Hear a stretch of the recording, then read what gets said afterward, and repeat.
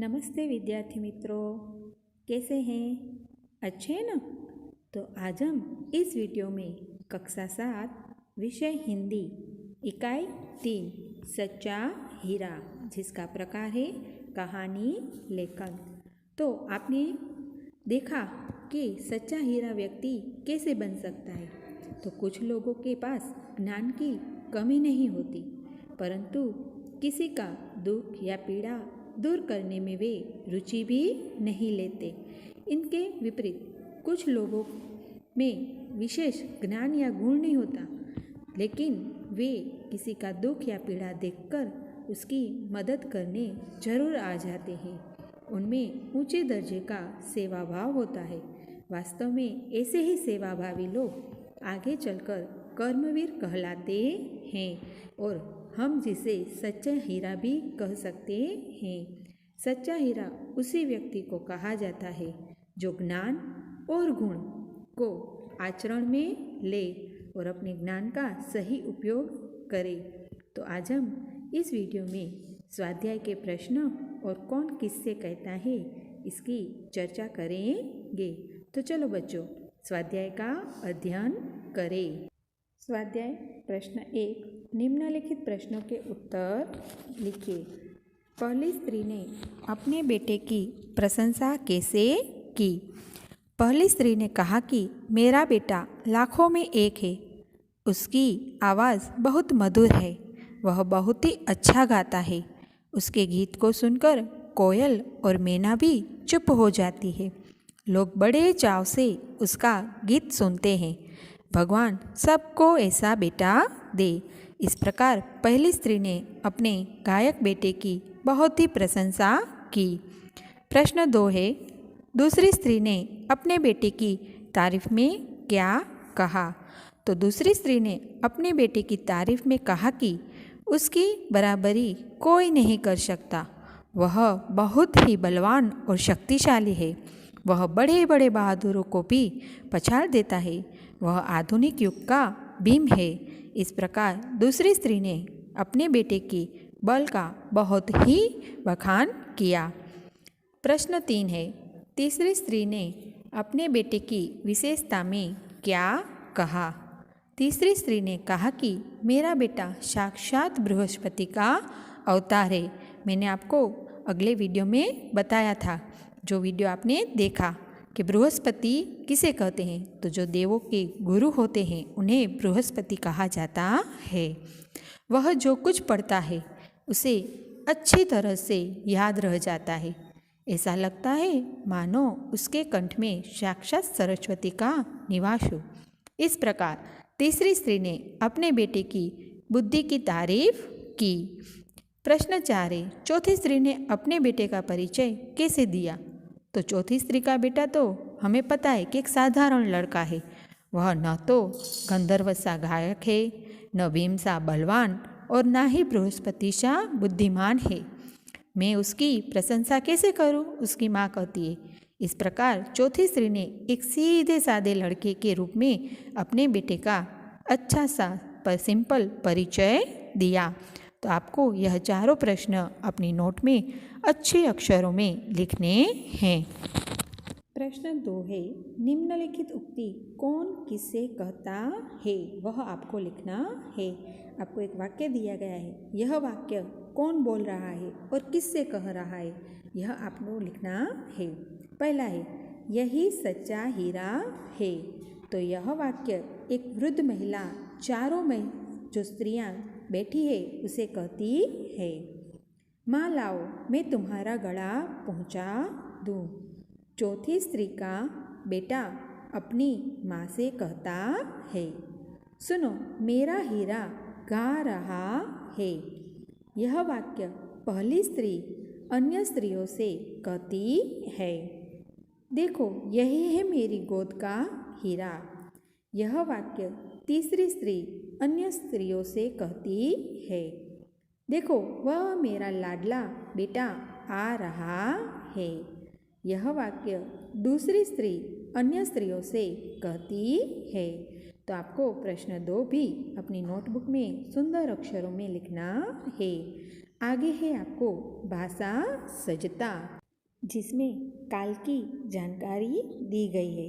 वैसे आप काल के बारे में जानते ही हैं। काल के 3 प्रकार हैं, वर्तमान काल, भूतकाल और भविष्य काल। तो आपको इन तीनों कालों के प्रकार के बारे में बताया गया है। सबसे पहले आपको 3 वाक्य दिए गए हैं। हम भी तुम्हारे साथ चलते हैं। आज स्कूल में छुट्टी है। रमेश बाग में खेलता है। तो उपयुक्त वाक्यों में रेखांकित किए गए शब्द जैसे कि चलते हैं, छुट्टी है, खेलता है, यह जो शब्द है वे क्रिया हो रही है ऐसा हमें बता रहे हैं कि हम तुम्हारे साथ चलते हैं तो वह क्रिया चल रही है। आज स्कूल में छुट्टी है तो वो भी क्रिया का अभी का काल है। और रमेश बाग में खेलता है तो वह भी अभी का काल है। तो क्रिया के जिस रूप से क्रिया होती है या हो रही हो ऐसा बोध होता हो उसे वर्तमान काल कहते हैं। यानी कि क्रिया चल रही हो और जिसका बोध तुरंत हो उसे वर्तमान काल कहा जाता है। आपको नीचे 6 और वाक्य दिए गए हैं जिसमें से आपको वर्तमान काल की जानकारी देने वाले शब्द वाक्य है। मैंने उसे फूल दिया, यानी कि अभी ही आपने उसे फूल दिया है ऐसा इस वाक्य से बोध होता है। मैं बाजार जाता हूँ, यानी कि जा रहा है। बच्चे मैदान में खेल रहे हैं तो यह क्रिया हो रही है। चूहे उछल कूद कर रहे थे। वह विद्यालय जा रहा है। हम प्रयाग जाएंगे। तो बच्चों आपने देखा ना कि जो क्रिया चल रही हो उसे वर्तमान काल के अंतर्गत रखा जाता है। उपयुक्त दूसरे भी वाक्य आपको बनाने हैं या आप ऐसे वाक्य बनाकर लिख भी सकते हैं कि जिसमें क्रिया हो रही हो ऐसा बोध हो। तो पता चला ना वर्तमान काल किसे कहते हैं। तो क्रिया के जिस रूप से क्रिया होती है या हो रही हो ऐसा बोध होता हो उसे वर्तमान काल कहा जाता। आगे आपको और 4 वाक्य दिए गए हैं लेकिन क्रिया देखिए क्या हो रही है। तो मीना कल मुंबई गई। हेमंत ने पत्र लिखा। माँ ने दिया जलाया। गीता ने पानी पिया। तो आपने देखा ना कि गई, लिखा, जलाया, पिया, ये सब शब्द कब प्रयुक्त होते हैं कि जब क्रिया हो गई हो। तो उपयुक्त वाक्यों में जो रेखांकित किए गए शब्द है वह क्रिया पूर्ण हो गई है ऐसा बोध कराते हैं। तो जब क्रिया के जिस रूप से क्रिया हो गई है ऐसा बोध होता हो उसे भूतकाल कहा जाता है या भूतकाल कहते हैं। आपको कुछ और वाक्य भी दिए गए हैं जिससे भूतकाल की जानकारी प्राप्त हो। मैंने उसे फल दिए। पिताजी अखबार पढ़ रहे थे। गांधीनगर गुजरात में है। ये चित्र आपको कल दूंगा। यहाँ अक्सर सूखा पड़ता है। हम पहले सूरत में रहते थे। सोमनाथ ज्योतिर्लिंग है। तो आपने देखा ना कि ऊपर जो 7 वाक्य दिए हैं उसमें क्रिया हो गई है ऐसा बोध होता है कि उसे फल दिए, अभी नहीं दे रहा, उसने फल उसे पहले दिए थे। उसी तरह हम पहले सूरत रहते थे लेकिन अभी वह सूरत नहीं रहते। तो जिस वाक्यों से कि क्रिया के जिस रूप से क्रिया हो गई है ऐसा बोध होता हो उसे भूतकाल कहा जाता है। आगे अब्दुल कल आएगा। लड़के शाम को खेलेंगे। मीना गुड़िया खरीदेगी। डाकिया डाक लाएगा।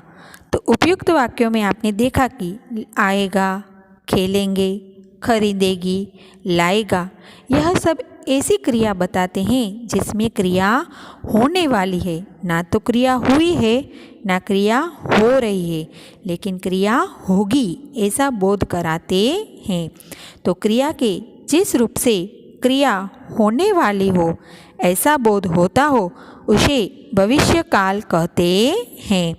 आपको नीचे और 7 वाक्य दिए गए हैं जिसमें भविष्यकाल की जानकारी मिलती है। माली बाग में से फूल चुनेगा। हम हिंदी सीखते हैं।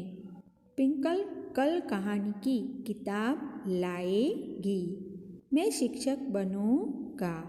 कोमल 6ठी कक्षा की छात्रा थी। अनिल कल पतंग उड़ाएगा। मैं बस में जा रहा था।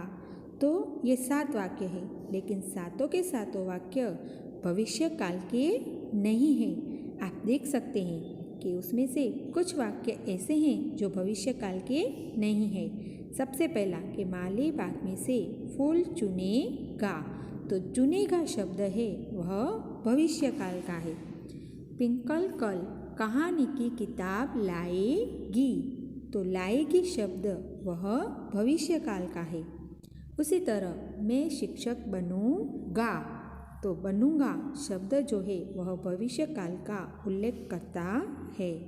उसी तरह अनिल कल पतंग उड़ाएगा, तो उड़ाएगा, तो यह शब्द ऐसा है जो भविष्यकाल का बोध कराता है। बाकी के जो वाक्य है वह भविष्यकाल के नहीं है। वह हम हिंदी सीखते हैं, तो वह वर्तमान काल हो गया क्योंकि सीखते हैं। फिर कोमल 6ठी कक्षा की छात्रा थी, तो वह है भूतकाल का। मैं बस में जा रहा था, तो यह हुआ वर्तमान काल। तो आपको इस तरह तीनों काल अच्छी तरह से समझ में आ गए होंगे। तो बच्चों, क्रिया की जिस रूप से क्रिया के समय, उसकी पूर्णता या अपूर्णता का बोध हो, उसे काल कहते हैं। जिसके 3 भेद हैं जो हमने देखे, वर्तमान काल, भूतकाल और भविष्यकाल। आगे आपको प्रश्न 2 के रूप में वाक्य दिए गए हैं, जिसमें से आपको कौन सा वाक्य कौन से काल में आता है यह आपको सामने लिखना है। पहला वाक्य है, रोशनी ने कहानी सुनाई, तो सुनाई तो यानी क्रिया हो गई है, तो वह कौन सा होगा, भूतकाल। हम परसों घूमने जाएंगे, अभी गए नहीं हैं ना तो जा रहे हैं, जाएंगे शब्द है तो वह होगा भविष्यकाल। पिताजी के जूते खो गए, तो क्रिया हो गई है, तो क्या होगा, भूतकाल। मैं दादाजी के साथ मंदिर जाता हूँ, वर्तमान काल। तो आपको इसी तरह आगे के सभी जो वाक्य दिए हैं उसके काल आप खुद समझेंगे और उसके उत्तर आप खुद लिखेंगे। आगे प्रश्न 3 है, निम्नलिखित शब्दों से उदाहरण अनुसार वर्तमान काल, भूतकाल और भविष्यकाल का एक एक वाक्य बनाइए। आपको एक उदाहरण दिया है जिसका शब्द है खेलना, तो वर्तमान काल में मैं खेलता हूँ, क्रिया हो रही है। भूतकाल का वाक्य होगा मैं खेलता था, यानी कि क्रिया हो गई है। और तीसरा है भविष्यकाल का कि मैं खेलूँगा, यानी कि क्रिया अभी हुई नहीं है। आगे आपको 6 और शब्द दिए हैं जिसमें आपको वर्तमान काल, भूतकाल और भविष्यकाल के वाक्य बनाने हैं। सबसे पहला है पढ़ना, तो मैं पढ़ता हूँ, वर्तमान काल। मैं पढ़ता था, भूतकाल। और मैं पढ़ूँगा, वो होगा भविष्यकाल। उसी तरह उड़ेलना, उड़ेलना का वर्तमान काल का वाक्य होगा मैं उड़ेलता हूँ, मैं उड़ेलता था और मैं उड़ेलूँगा। तो आपको इसी तरह आपको आगे के बटोरना, लिखना, सहलाना और सराहना, इन चारों शब्दों के वाक्य बनाने हैं। सबसे आसान है, सिर्फ आपको वाक्य बनाकर लिखने हैं। तो बच्चों, आज का गृह कार्य में स्वाध्याय के प्रश्न 1 और 2 और भाषा सत्ता जो काल हमने सीखी कि काल की व्याख्या, उसके 3 प्रकार और उसके वर्तमान काल, भूतकाल और भविष्य काल तीनों की व्याख्या उदाहरण सहित हमें लिखनी है। तो यह भाषा सत्ता आपको अच्छी तरह से समझ में आ गई होगी। अस्तु।